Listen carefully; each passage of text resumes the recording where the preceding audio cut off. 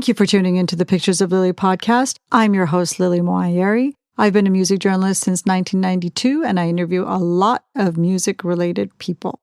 This podcast is about my experience behind the story, my experience doing the interviews, just to give you a snapshot of what it's like on the other side of the digital recorder. Pictures of Lily.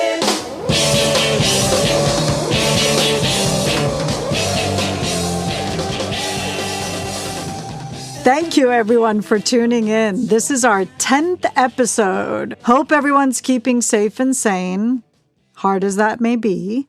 Thanks to those of you who have subscribed or followed us on any of the podcast platforms. You can find us on every platform by going to pod.link/Pictures of Lily podcast. You can also find us on SoundCloud and on YouTube. Wherever you're tuning in, please do rate and review if you can, if you have that option. That helps our podcast a lot.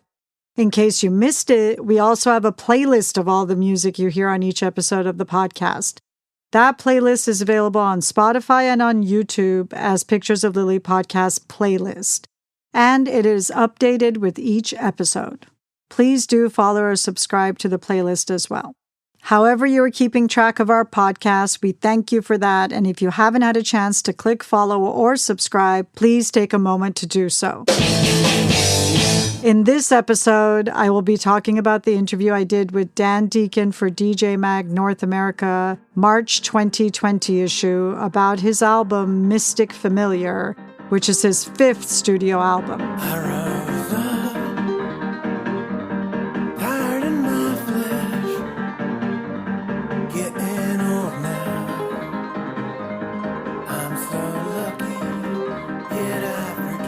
Here are a few snapshots of my experience interviewing Dan Deacon. I didn't have much personal background with Dan before I interviewed him, and if his music hadn't already won me over, his personality definitely did. Dan is very friendly and very funny, and he's really good at making instant private jokes with you that he goes back to with perfect comedic timing. And he's a little self-deprecating, but it comes out in his humor. My first question to him was, why am I interviewing you for DJ Mag? He's not a DJ, and he said his music was, quote, music you're supposed to dance to, but it's not dance music, end quote, which was a great explanation. If he's booked on dance stages at festivals, he's considered the indie act, and if he's booked on stages with bands, he's considered the DJ.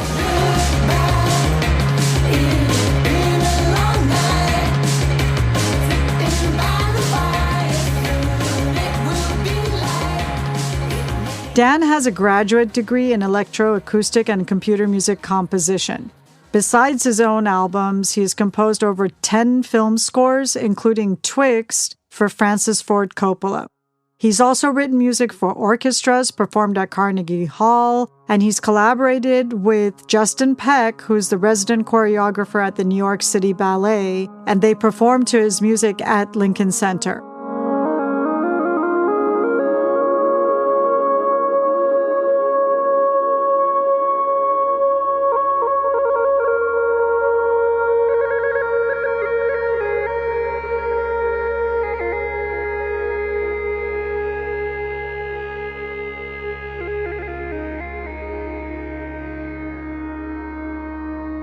Dan has a lot of accomplishments, but he has been very candid about his mental health issues.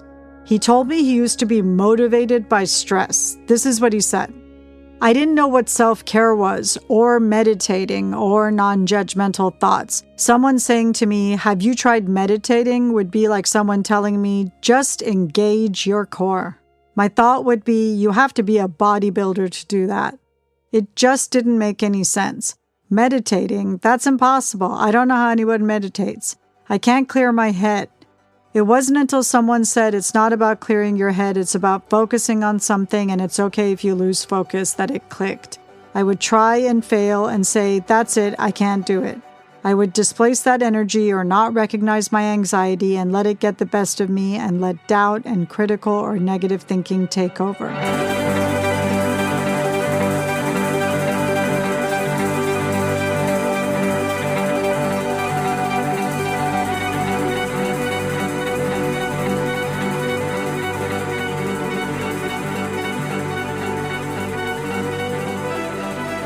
Dan told me he started to think of meditation as something you practice, like instruments or music software, both of which he spent years doing before he became really good at them.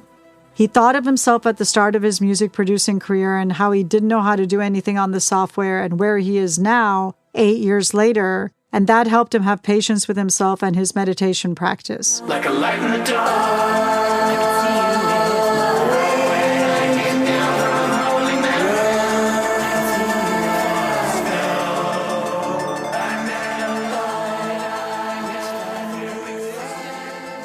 Dan also sees a cognitive behavioral therapist very regularly and plans to continue doing so indefinitely. This was his description of that experience. It makes it easier to recognize patterns, and it makes it easier for me to focus on the things I want to focus on and work through them, and not just put them in a drawer. The stigma needs to get removed. If people keep talking about the importance of physical health, mental health is directly tied to it. Now that I'm not beating the shit out of myself inside my head all day, it makes it easier to say, maybe I should eat better and start exercising. It's almost as if it's all connected. The world is so chaotic, the only thing I can do is change the world within me and the world around me.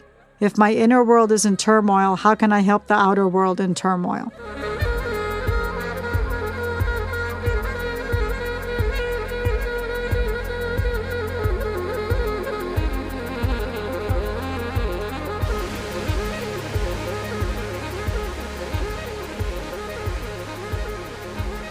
The thread through the whole interview was these cards Dan was using all 4 years of writing and recording the Mystic Familiar album. They're called Oblique Strategies, and they're originally created by Brian Eno and Peter Schmidt in 1975. There's 100 or so cards in the stack, each of them with a suggestion for a creative situation, specifically for music. For example, just carry on, or leave the studio.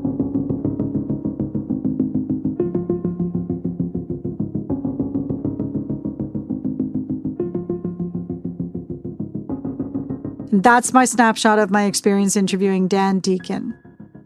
If you can't get your hands on the March issue of DJ Mag North America, you can find the entire interview at picturesoflily.com. That's pictures-of-lily.com. Make sure you zoom in your browser for an easy read.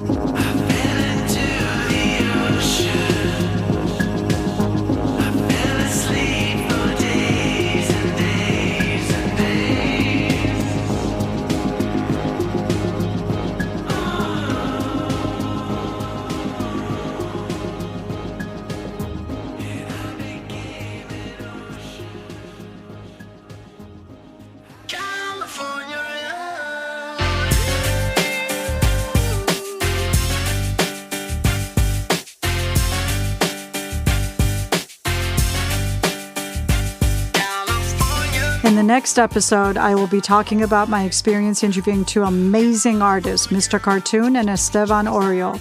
I interviewed them for Los Angeles Magazine about LA Originals, the Netflix documentary on their lives, which is out now.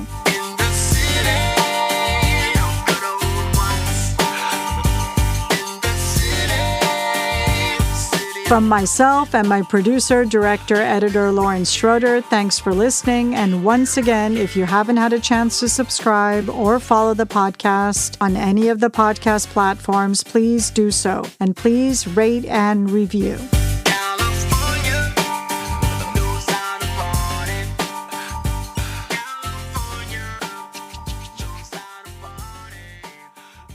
Once again, thank you for listening. Pictures of Lily.